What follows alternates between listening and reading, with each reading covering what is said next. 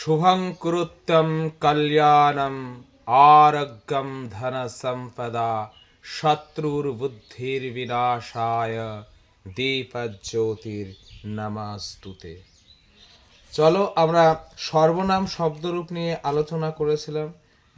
সেই সূত্র ধরে বলা যায় যে অসমত শব্দ, যুষ্মৎ শব্দ, তৎ এবং যদ, এই সর্বনাম শব্দগুলো আমরা আলোচনা করেছি। চলো এখন আমরা জেনে নেব কিম শব্দ। কিম, তাহলে কিম কিম কথার অর্থ হচ্ছে কে বা কি। এটি একটি সর্বনাম শব্দ। এই শব্দটি পুংলিঙ্গ, স্ত্রীলিঙ্গ এবং ক্লীবলিঙ্গ তিন লিঙ্গেই হয়, আর তিন লিঙ্গে ভিন্ন ভিন্ন রূপ হয়। পুংলিঙ্গ, স্ত্রীলিঙ্গ এবং ক্লীবলিঙ্গ তিন লিঙ্গে ব্যবহৃত হয় এবং তিন লিঙ্গে ভিন্ন ভিন্ন রূপ হয়। তো চলো এবার আমরা জেনে নিচ্ছি পুরুষলিঙ্গে কিম শব্দের কিরকম রূপ হচ্ছে। পুংলিঙ্গ,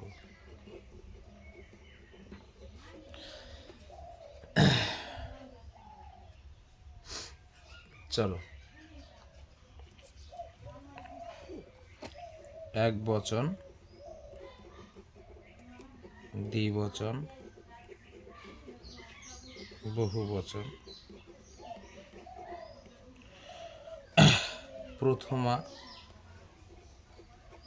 দ্বিতীয়া, তৃতীয়া,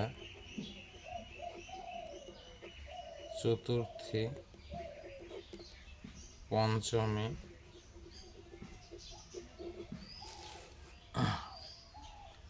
ষষ্ঠী, সপ্তমী। আর আমরা জেনে থাকবো যে সর্বনাম শব্দের কিন্তু কোনো সম্বোধন হয় না। তো চলো কিরকম রূপ হচ্ছে। কহ,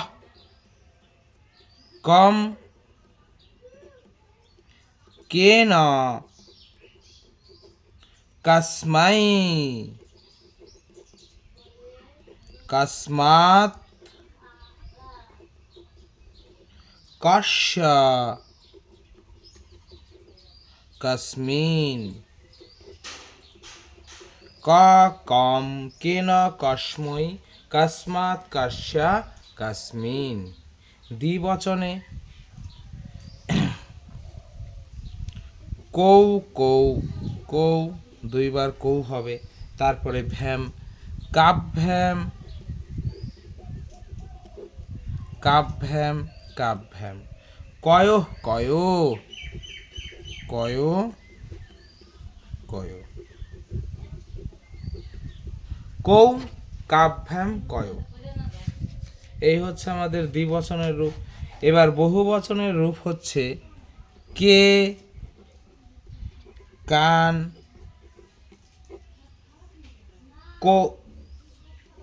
কই, কে, কান, কই, কেভ্য, কেভ্য, কেভ্য, কেভ্য,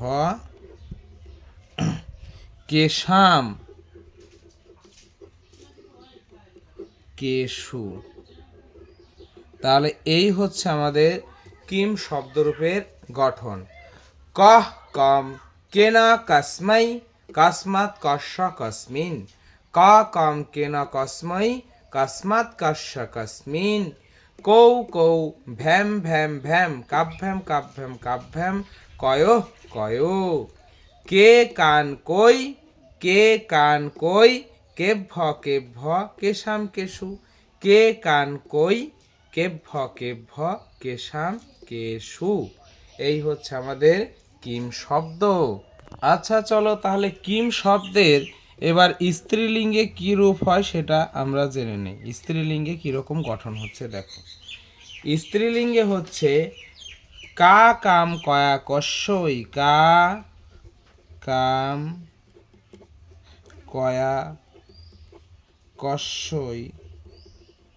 কা, কাম, কয়া, কস্যই। কস্যা, কস্যা, কস্যাম। কস্যাহ, কস্যা, কাস্যাম। কা কাম কয়া কস্যৈ কাস্যা কাস্যা কাস্যাম। দ্বিতীয় বিভক্তির দ্বিবচনে কি হবে? দ্বিবচনে চলে আসলো কে কে, ভ্যাম ভ্যাম ভ্যাম, কাভ্যাম কাভ্যাম কাভ্যাম, কয়োঃ কয়ো কয়ো কয়ো। দেখো পুংলিঙ্গ কিম শব্দের প্রথমা আর বহুবচনে ছিল কে, আর এখানে স্ত্রীলিঙ্গ শব্দের প্রথমা এবং দ্বিতীয় আর দ্বিবচনে হয়েছে কে। আচ্ছা চলো এবার বহুবচনের রূপ কি হচ্ছে? কা কা কাভি, কাভ্য কাভ্যা, কাভ্য কাভ্য, কাশাম কাশু।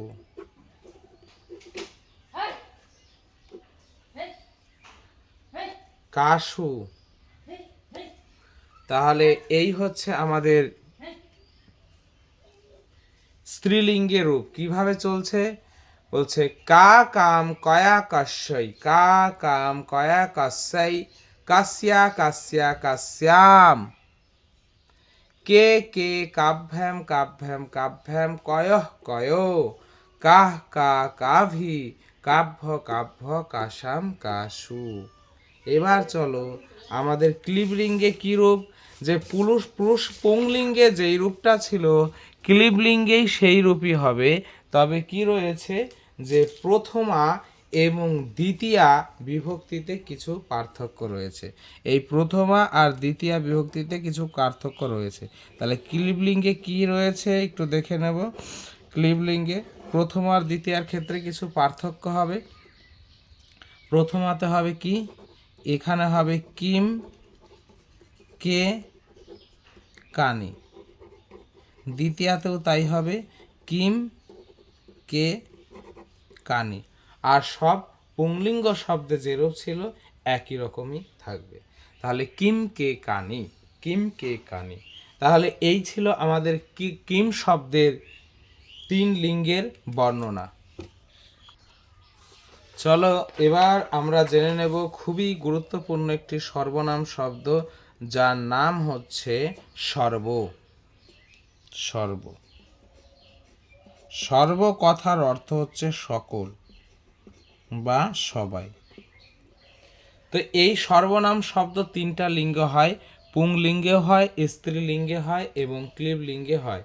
3 লিঙ্গে ভিন্ন ভিন্ন রূপ হয়েছে। তাহলে সর্বপ্রথম আমরা পুংলিঙ্গের রূপটা জেনে নিই। কিরকম পুংলিঙ্গে রয়েছে? সর্বা, সর্বম,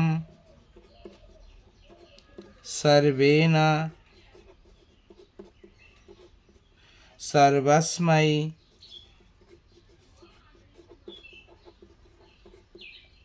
সর্বস্मै, সর্বস্মাৎ,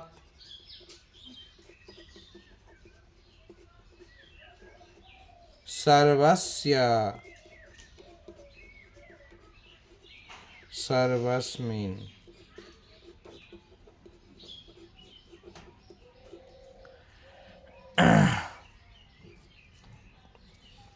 তাহলে সর্বঃ, সর্বম, সর্বেণ, সর্বস্मै, সর্বস্মাৎ, সর্বস্মা, সর্বস্য, সর্বস্মিন।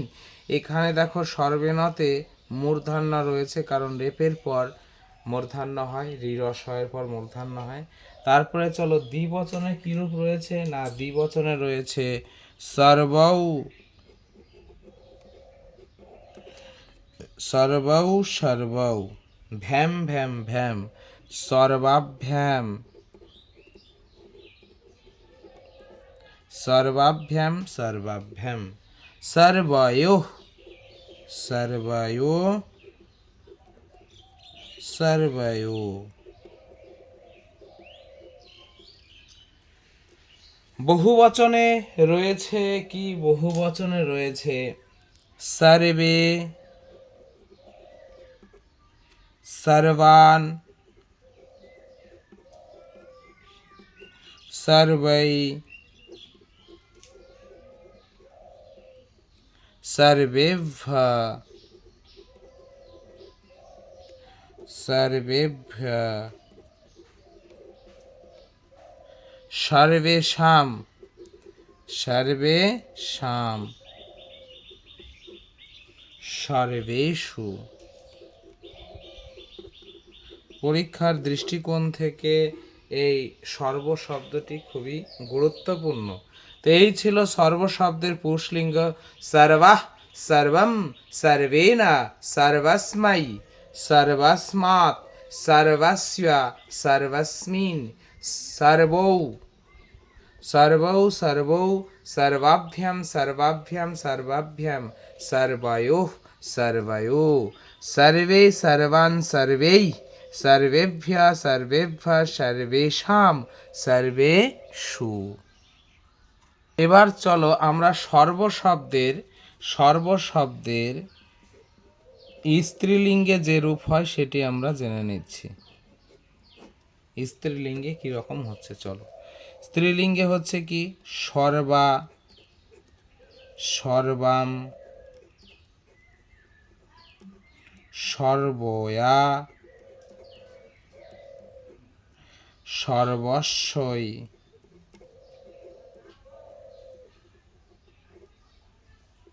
সর্বস্যা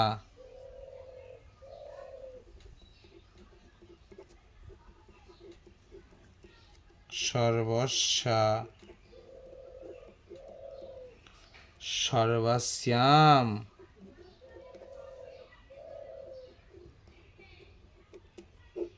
সর্বস্যাম सर्वे सर्वे सर्वे सर्वे भैम भैम भैम सर्वाभ्याम सर्वाभ्याम सर्वाभ्याम सर्वयो सर्वयो सर्वा सर्वा सर्वाभि सर्वाभ्यो सर्वाभ्यो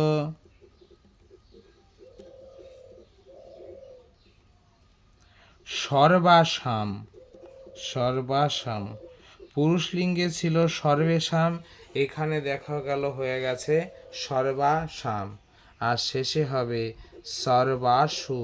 পুরুষলিঙ্গে ছিল সর্বেষু মূর্ধন্যস্ব, আর স্ত্রীলিঙ্গে দেখো হয়ে গেছে সর্বাসু দন্তস্ব।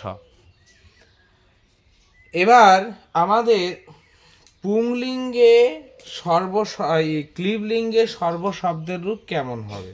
তাই পুংলিঙ্গে সর্বশব্দের রূপ কেমন হবে আমরা পুরুষলিঙ্গে পড়েছিলাম যে হচ্ছে ক্লীবলিঙ্গে সর্বশব্দের রূপ কেমন হবে। ক্লীবলিঙ্গ দেখো পুরুষলিঙ্গে যা আছে ক্লীবলিঙ্গে একই রকম হবে, শুধু প্রথমা আর দ্বিতীয়াতে কিছু পরিবর্তন হবে। তো প্রথমা আর দ্বিতীয়াতে কি পরিবর্তন হবে না, প্রথমাতে হবে কি এখানে হবে হচ্ছে সর্বম সর্বম सर्वे सर्वाणि মূর্ধন্য। তাহলে এখানেও তাই হবে সর্বে সর্বম সর্বে সর্বাণি, আর বাদ বাকি সব একই রকম। এবার এর সাথে এই সর্বশব্দের মতো কিছু গুরুত্বপূর্ণ শব্দরূপ রয়েছে, সর্বনাম শব্দ রয়েছে। সেগুলো কি, যেমন ধরো অনুরূপ শব্দ, সর্বশব্দের অনুরূপ শব্দ কোনগুলো, সেগুলা হচ্ছে আমাদের ধরো বিশ্ব, তারপরে তারপরে উভয়, তারপরে অনেক, এগুলো হচ্ছে আমাদের সর্বশব্দের ন্যায়। এবার একটা গুরুত্বপূর্ণ তথ্য এখান থেকে আমাদের জানতে হবে, সেটা হচ্ছে অন্য শব্দ সম্পর্কে। অন্য, অন্য কথার অর্থ হচ্ছে অপর।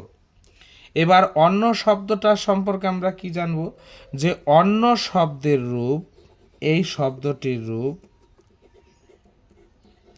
সর্ব শব্দের মতোই হবে, সর্ব শব্দের মতো। তবে যে বিষয়টি গুরুত্বপূর্ণ সেটি কি, যে তবে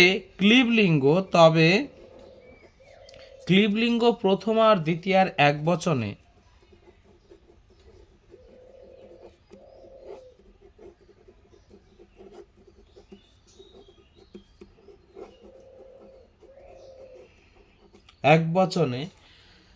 প্রথমা আর দ্বিতীয়ার এক বচনে কি হবে, সেটা অন্যত হয়,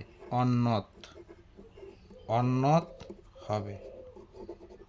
সেটা কিরকম দেখে নাও, যে আমরা সর্বশব্দ যখন পুরুষ লিঙ্গে পড়েছিলাম, তাহলে কি ছিল সেখানে ছিল সর্বৌ সর্বাণী, সর্বৌ সর্বাণী।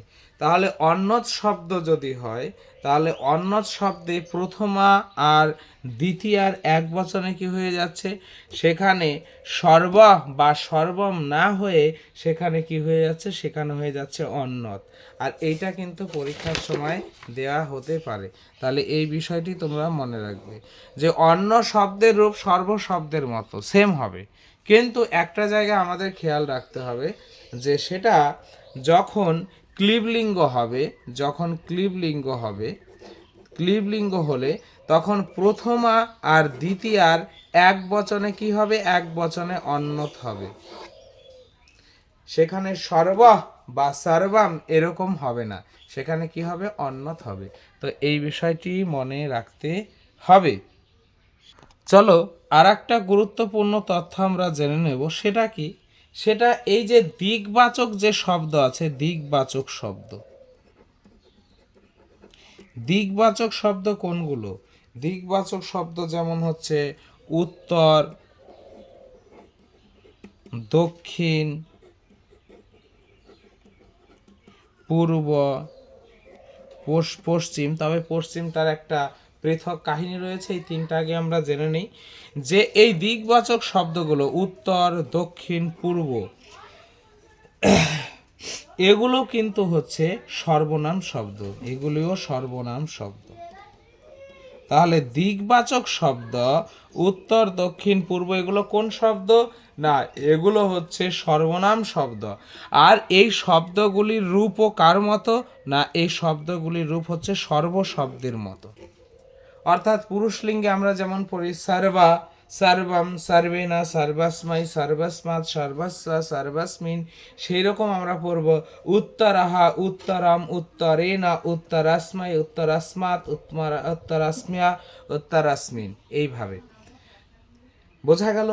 কিন্তু এখানে একটা বিষয় রয়েছে, যদি তোমাদের পশ্চিম শব্দ দেখো, পশ্চিম শব্দ কিন্তু দিকবাচক শব্দ। পশ্চিম শব্দ দিকবাচক শব্দ হলেও এটা কিন্তু সর্বনাম নয়। তাহলে দারুণ একটা গুরুত্বপূর্ণ তথ্য আমরা জানতে পারলাম, দিকবাচক শব্দগুলো সর্বনাম শব্দ হলেও পশ্চিম শব্দ কিন্তু সর্বনাম শব্দ নয়। এটা কোন শব্দ তাহলে, পশ্চিম শব্দ হচ্ছে বিশেষণ শব্দ।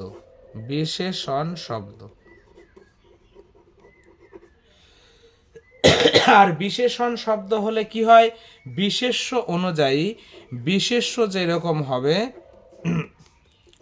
বিশেষণও সেই রকম হবে, এটা আমরা জানি।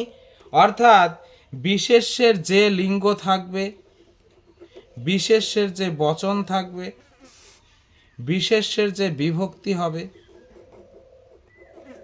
বিশেষণেরও তাই হবে, সেম হবে, তাই না?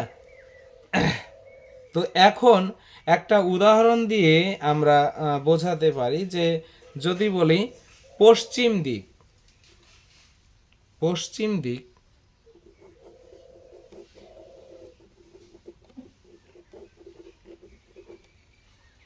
আচ্ছা, এবার দেখো এই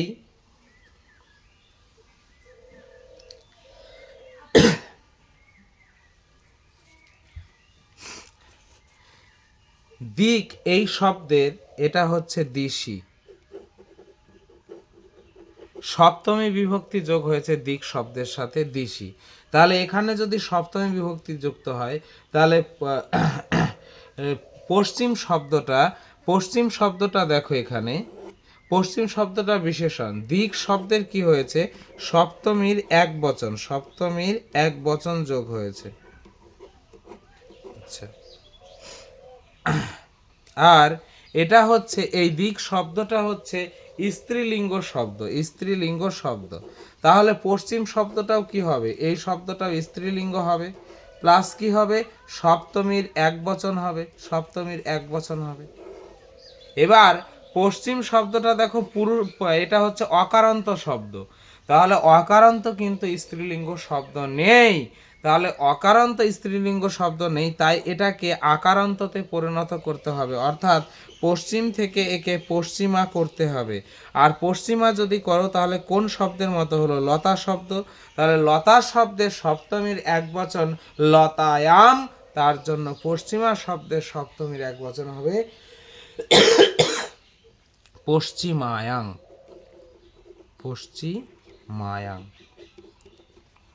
পশ্চিমায়াং দিশি।